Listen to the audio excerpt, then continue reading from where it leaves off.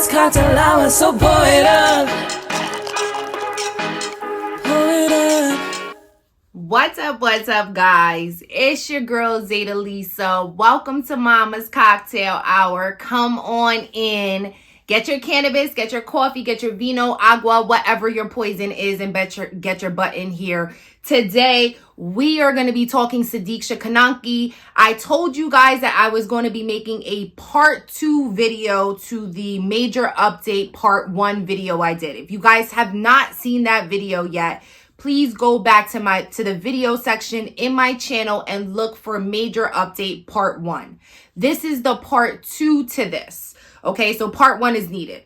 What we went through yesterday on this video was essentially the Loudoun County Sheriff interview. Okay, we did the first part of it. This is a never heard before interview. It is a new interview that just dropped. And this is the sheriff from where Sudiksha Konaki is from. He is speaking on never heard before evidence, things that I know I've never heard before, okay, on this interview. So I promised you guys that I would come back and do the second part because it is a long interview, so I don't want to bore you guys. So we did part 1 yesterday. We're going to start it right in the middle of where we stopped yesterday, and we're going to start. After that, we are going to jump into the Puerto Rico theory. I know I touched on it a little bit yesterday, but I wanted to do more research. I do have a video from where that theory even started from on TikTok, so we're going to drop that too. But let's get into it, okay? We are here to continue to keep Sudiksha Konaki's name alive. We're going to ask the questions. We're going to see what's the newest updates. And right now, the biggest update, the major update in the Sudiksha Konaki case is 2 things. The Puerto Rico theory that we're going to get into at the end of this video and this interview. So without further ado, let's drop into it. I'm going to be playing it here and I'm going to try to make it as loud as possible so you guys can hear. I want you guys to see my reaction too. I could have put it in, but I'd rather you guys see my reaction. Let's get into it. And what that does is it makes it easy for the foreign authorities to just say, okay, it was a drowning, let's move on. It's like, hey, wait a minute here. We don't know that. We're going to go that extra step. She's a resident of Loudoun County, and we're just not going to take your word for it. We're going to send somebody down. We're going to do the best that we can to get the best information that we can, which is what we did. So I think that's the problem, is you don't want to just presume that, and you want to make sure that they're being watched. And I think the fact that this became a national story, that the fact that we sent our own people down there, it raised the profile of it. So they just couldn't wash it away. They actually had to do some work down there, and they knew that they were the Dominican authorities knew that they were under the microscope, not just by us, but by the national media, so I think that was important. So it sounds like you're saying that they really weren't investigating this early on. Well, I'm not saying that they weren't. I'm just saying it comes down to how much effort they're going to put into it. And I think the fact that we went down there, and the fact that we sent our own people, did our own investigation, did our own interviews down there, it kind of put them under the gun to pay better attention to what was going on, rather than just saying, okay, it's a drowning, let's move on. It's like, okay, well, now we've got people from the U.S. looking at us. We've got the FBI. We've got Homeland Security. We've got, the Loudoun County Sheriff's detectives are down there. Oh, by the way, it's making national news here and, international news for that matter. So it's like, so with all that being the case, it put them under the gun to be a little bit more conscientious about what they were doing. So you all left how many days after she was reported missing? When did we go down? Mm-hmm. I think it was about a week later. I have to go back on the timeline on that, but I think it was, so she was missing on that Thursday. I think it was about a week later, because we were getting information and it was secondhand, and it was a little bit inconsistent, and because you figure it's going through different people. Okay, guys, I'm going to stop right there just for a quick second because I want to do my reaction and I want to be able to break this down with you guys, okay? So what I think is interesting is he's saying that a week after she had gone missing, he goes down there, okay? I think that's a long time, but okay. He's also alluding to the fact that he felt like Dominican Republic wasn't doing everything that they were supposed to do regarding Sudiksha Konaki's missing, being that she was missing. He's basically saying that to presume that she drowned is not a fair assessment. And the reason why he's saying that is because did we look at all avenues, right? Let's remember, guys, I'm Dominican too, okay? I'm Dominican. But it is in the best interest of the Dominican Republic if this woman drowned. Let's be absolutely clear here and let's be real. Nobody wants a young woman either being abducted, either being taken, being unalived on their resort. Now, I'm going to just harp on what I did, and I hope we can discuss it and you guys can hear it here in his own voice again. Again, one of the updates that we have not heard this whole entire time is that they actually have footage of Joshua Reeb and Konaki in the beach in the wee hours of the morning. He says it himself here. There is video footage of that. Now, we've had video footage of them at the bar. We've seen video footage of them walking to the beach. We've seen them hand in hand, but we did not see any videos of either who was on the beach, right? We do see them walking, but we don't know. There is no confirmation, okay, that who was on the beach with them. We see the friends coming back, but we have never seen a video of her on the beach. This is never heard before evidence, okay? Let's continue with the interview. The Dominican authorities going to the FBI, then it's going to us, and you know how information tends to get broken down or sometimes inaccurately transferred from person to person. And we didn't want that. We wanted to have our own firsthand knowledge of what was going on to the best of our ability based on the circumstances, based on what we can actually do. But it sounds like that, so there's at least a week of not the thorough investigation that you would conduct here. Well, the thing was, I think the FBI was doing what they could with the authorities down there, and I think HSI and because we had originally contacted HSI and they started in, and I think we had some DEA contacts down there, and then the FBI got involved, and the FBI basically took over several days later as the point down there for this. Okay, so then our communications were directly with the FBI, but the FBI is still getting it secondhand. I mean, they're still getting it from Dominican authorities, and so. You guys hear that? The FBI is getting secondhand information from Dominican authorities. So from my understanding of what he's saying here, did the FBI conduct their own investigation? I don't know. Maybe he'll clarify it, right? But if you're getting secondhand information, I would think that you're not initiating a lot of that on your own. Did they initiate their own interviews? Did Joshua Reeb get interviewed by HSI or FBI or even the Loudoun County? I don't know. Let's see what he says. So it was like, hey, wait a minute. Let's just send our own people down there. Let's just go down there and find out what we can firsthand. I mean, we want to make sure, and we take every missing person very seriously here in Loudoun County. We want to make sure we're doing everything we can to work with the families and get these people back. And this is no different. Now we're going to do that whether it's somebody that's missing locally, regionally, or internationally. We're going to do the best that we can do to find who's missing. So before I ask you about your team on the ground, I want to backtrack a little bit. There was some early reporting of inconsistencies in Joshua's story. What were those inconsistencies? Well, I would say that it had to do with to me it was when he got out of the water.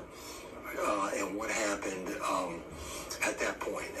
So he got out of the water, and I know he was, at the time, he was vomiting, and they laid down, and I understand that that's when he fell asleep for a few hours, okay?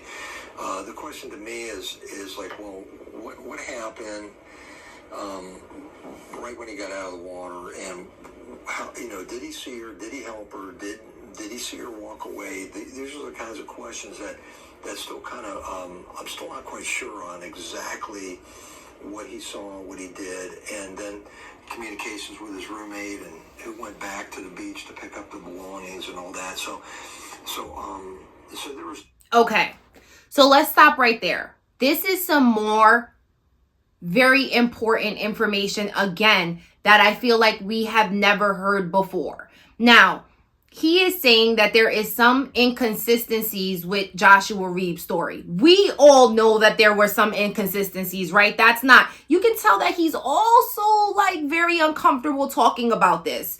And he says, this is my opinion. This is me. So he wants to say, this isn't the opinion of everybody else, but this is mine, right? He's saying there was some inconsistencies about, you know, when he got out the water, exactly what he seen. Did he see her leave? Those are all things that are very important. Joshua Reeb changed his story many times, okay? He said he saw her walk diagonal out the water. He said that he helped her. He saw her leave. Then he said he doesn't remember. Like, that is all inconsistent, right? If you see, how do you not know if you've seen her leave? You said you seen her leave diagonally out the water. Then you're saying you don't know because you were sick and throwing up. You said that you were laying for hours in the hot Dominican sun, but we didn't see you sunburn. That for me was always the biggest piece of evidence that I was like, okay, that's suspect. If you're going to be on the beach from 5 o'clock in the morning to, I think we seen Joshua Reeb coming in approximately 10 a.m., that is 5 hours outside in the Dominican sun, and you don't have sunburn? You must have been sitting in some really good shade.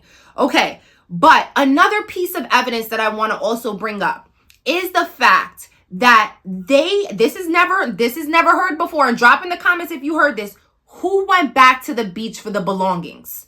I find that very interesting because he said if the friends went back to the beach, aka Joshua Reeb's friend. Why would Joshua Reeb's friend go back to the beach looking for his belongings and not Joshua Reeb? Now remember, when Joshua Reeb came back into the hotel, we saw that he no longer had his shirt and he no longer had his sneakers. Guys, let's remember, the video the night before showed him leaving with Sudiksha. We found Sudiksha's cover up for her bathing suit and her flip-flops. Joshua Reeb said that his sneakers and his wrestling t-shirt was both stolen. To me, that's suspect. We're now learning from the Loudoun sheriff that somebody may have went back to the beach and looked for his belongings. Why not Joshua Reeb? Okay, let's keep listening. A little bit of inconsistency, not a great deal, but a little bit that was kind of like, hey, you know, we need. I hate that he's minimizing it. A little bit of an inconsistency, not too much of an inconsistency. Bruh, is it inconsistent or not? Yes or no? If it's inconsistent, there can't be a little bit of an inconsistency. There has to be, it is or it isn't. There isn't a gray area here. This is bullshit. But let's keep listening. Nail this down a little bit better. So, I mean, he got sick and went to sleep. Did he have his alcohol tested? Was he drunk and passed out? Is that what happened on the beach here? I don't know. I mean, that's my assumption. I think that they had been drinking that night, and that's quite possible that was the case, that he had too much to drink, and that's what caused him to pass out. Yeah. You mentioned friends. Were the friends ever questioned in the same way as Joshua? I think the friend that he was with, I'd have to go back on this. It was my understanding that he was a little reluctant to be interviewed. I think. You don't find that suspicious? Guys, he doesn't know if the friends were interviewed. What? Again, this is going to go back to my theory, guys, that this is, and I don't care how anybody feels about this, because this is true. We have to live in truths here in America. If you are a brown person, they don't know. But if this was another person, they would know. This is crazy. So they're now saying, guys, again, never heard before stuff. Never heard before stuff. If you guys don't like this video, please do so, okay? Show your girl some love. And also subscribe to the channel. This is bullshit, guys. So now they're saying that Joshua Reeb's friend, the one who was most likely seen with one of Sudiksha's friends that we seen walking, right? He had on flip-flops, and I remember he had on like some shorts, and he had on like a collared short sleeve shirt. I remember him. If you guys go back and see the videos, he was there. That was Joshua Reeb's friend. Now they're saying that Joshua Reeb's friend was reluctant to be interviewed. Why? If your friend didn't do anything and you know everything was up to par, why would you have a problem in trying to find this girl who went missing? There are so many red flags in this case, and this is why I'm covering it. Honestly, guys, I am covering it because the detective in me knows that all this shit is bullshit. And it is screaming something happened that we will never get to the bottom of if we don't continue to air shit like this out. Okay, let's continue. His father went down, and I don't think they really wanted to cooperate much. I'm not saying they didn't cooperate at all. I think that there was a limitation to the amount of cooperation that they were going to give.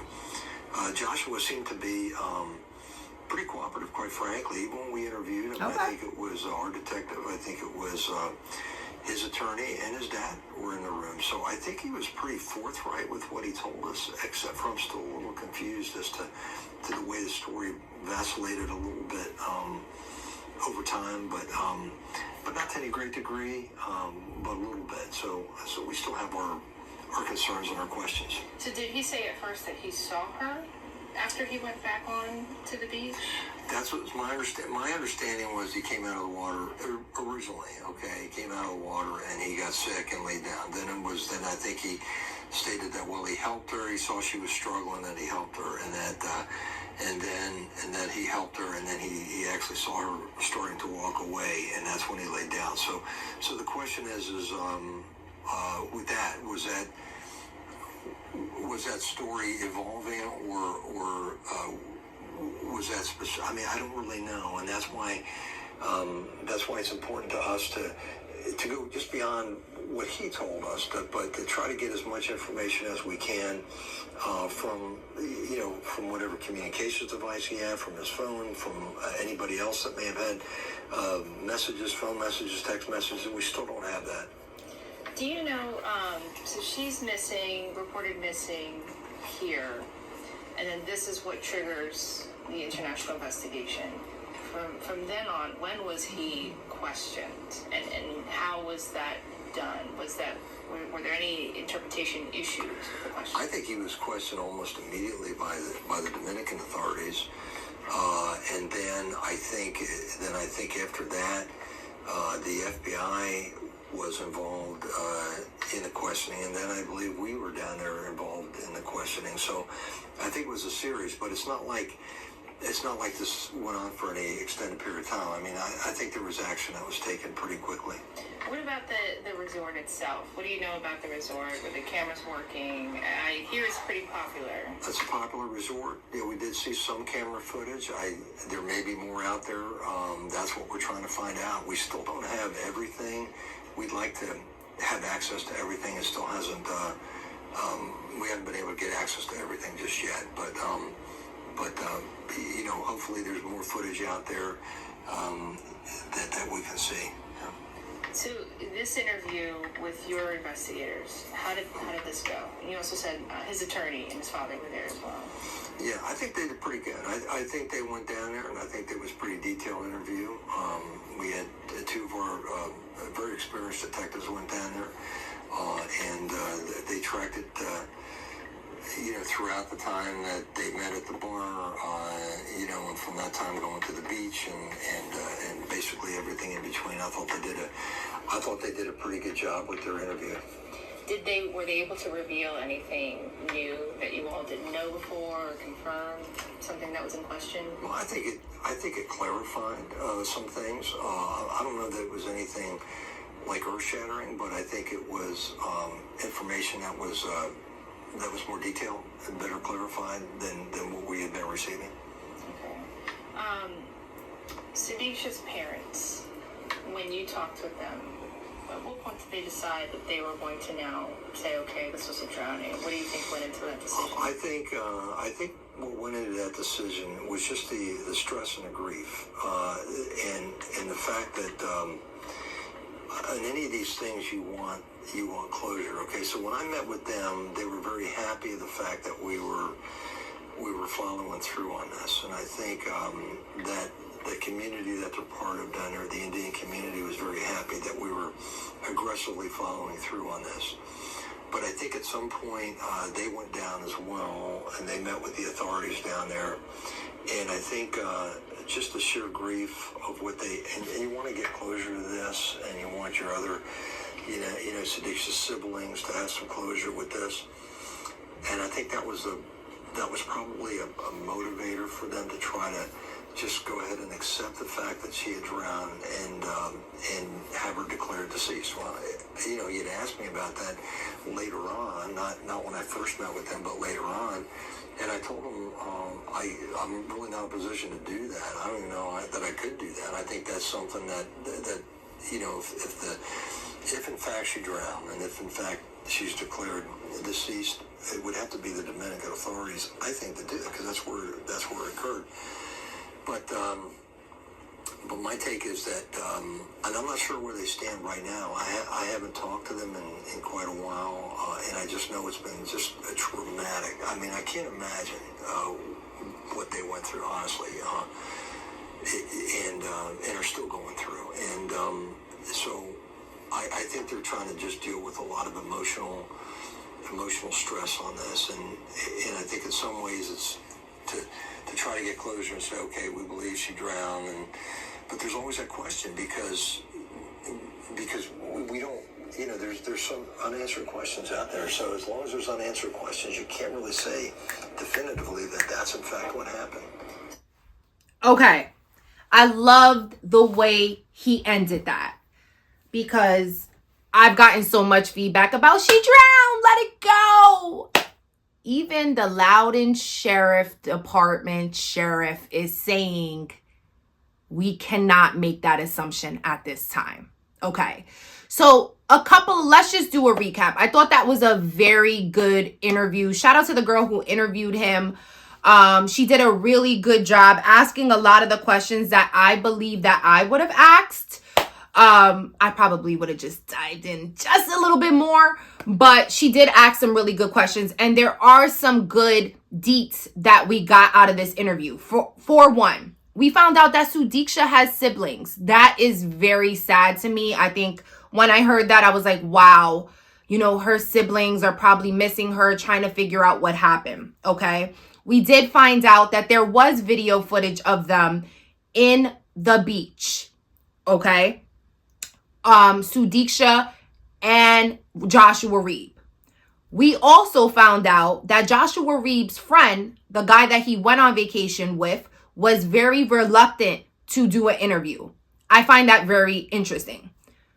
We also found out that potentially maybe Joshua Reeb's friend could have been the person that went back to the beach to look for Joshua Reeb's things. Okay. We found out that he said that both HSI, FBI, and the Dominican authorities all interviewed, I guess, the witnesses, or lack thereof, right? I was questioning that in the beginning of the video, but he did make that clear. So there were interviews conducted by each agency, so to speak. We know, and we have known, that Sudiksha's family have, they wanted to declare her dead. And I agree with what he says. I do believe that a lot of that has to do with grief and closure. However, he is still distinctly saying that he cannot confirm that she indeed died by being drowned. Now, what I think is also interesting is that we're already maybe 3 months into this, and they're saying that they still do not have all the video footage. Why not? Why isn't the Dominican Republic releasing this so that we can find out what actually happens to Sudiksha Konaki? That's the type of stuff that I don't understand. Why aren't they being more hands-on with this? I do understand that it's outside of their jurisdiction, so to speak, but let's continue to empower DR, or let's continue to share this message, okay? So that the Dominican authorities do what they need to do when it comes to this girl. Like, her family wants to be at peace with exactly what happened to her.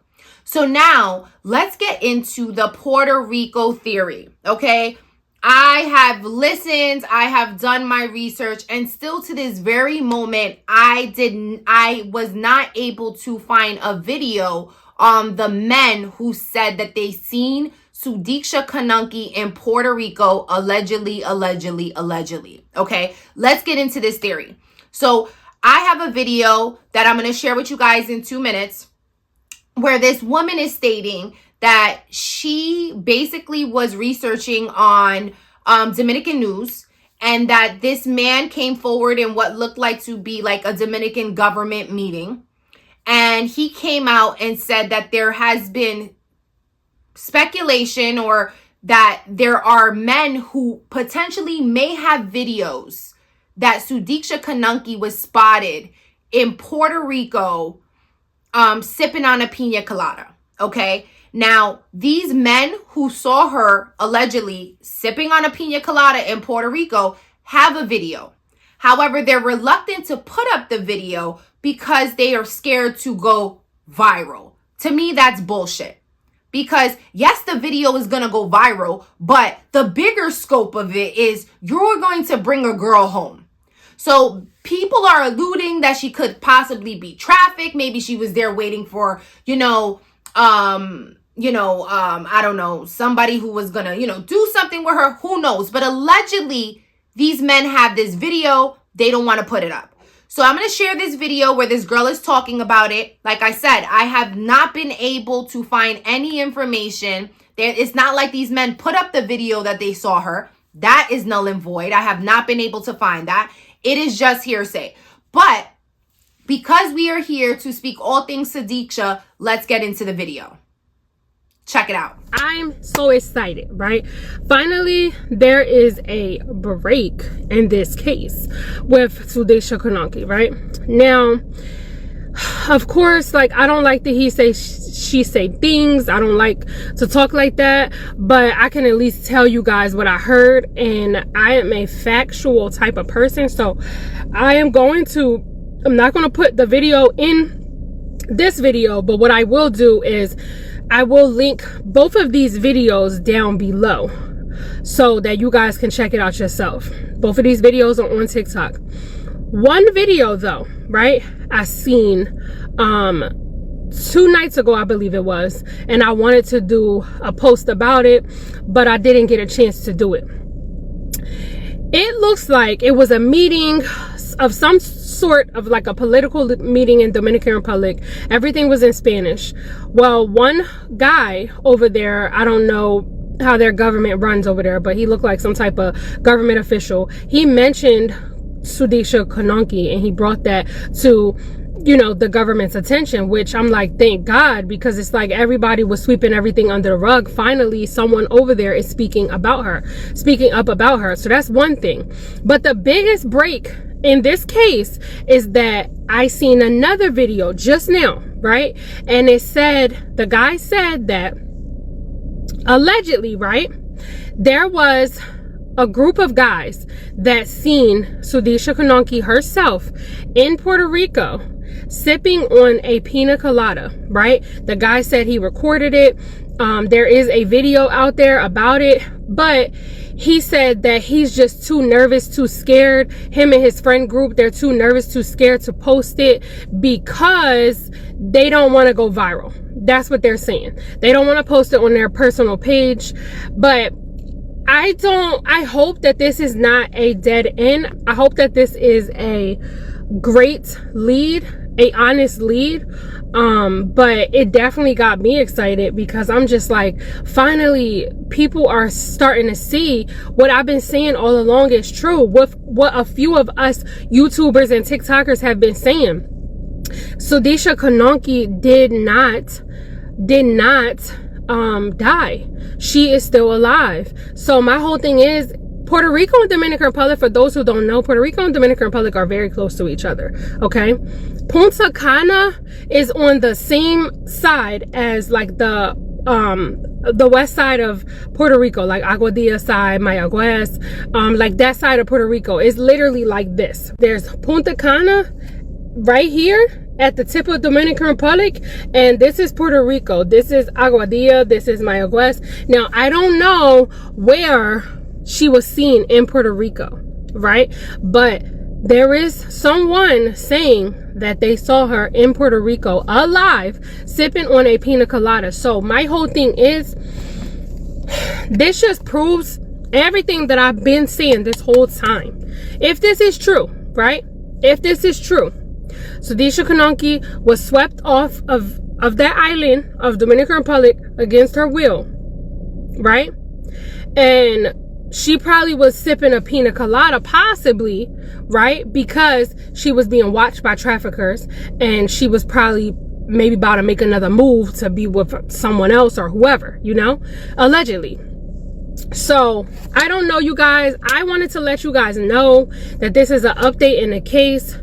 I don't know if this is true. I wish the young man and his friends would post the video, but I am hopeful in this moment, and I pray that this is true.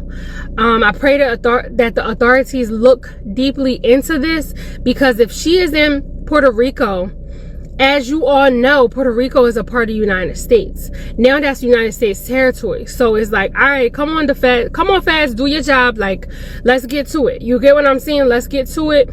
Boots need to be down on the ground in Puerto Rico immediately. So I just wanted to let you guys know this is an update in the case. Okay, guys, we are back. You heard all of that. Like I said, although my heart is like hoping for a resolution where she is alive and maybe she was just taken, I did some research. Now, Punta Cana, right, Dominican Republic and Puerto Rico are very close. But I did some research. If she was to leave by boat from Dominican Republic to Punta Cana, apparently that is like 200 somewhat nautica miles. So 200 miles on ocean, which would potentially take anywhere from 13 to 14 hours to reach Puerto Rico. If you go by flight, of course, that's minimized to maybe 1 or 2 hours. But they are saying that if you took a boat from Punta Cana to Puerto Rico, that potentially that can take you 12 hours. Okay, that's as per AI, guys. Don't come for me. That's AI. But I found that very interesting, okay? My thoughts on that theory, I don't know. Like I said, a part of me wants to believe it because I want to believe that she is alive and that's the best end result for her family. But until there is a video that we can actually see Sudiksha Konaki sipping on a pina colada in Puerto Rico, I'm going to continue to say we are looking for her. And where the hell is she? Well, guys, I did what I had to do. Make sure you check out part 1. This is part 2 if you haven't done so. You guys let me know what you think in the comments. Let me know what you think about the Puerto Rico theory. Let me know what you think about the never heard before evidence that the Loudoun sheriff said on his interview. We are going to continue to look for Sudiksha. Drop me in the comments with your thoughts. Don't forget to like, comment, and subscribe. And I will see you guys on the next video. Bye. Pull it up.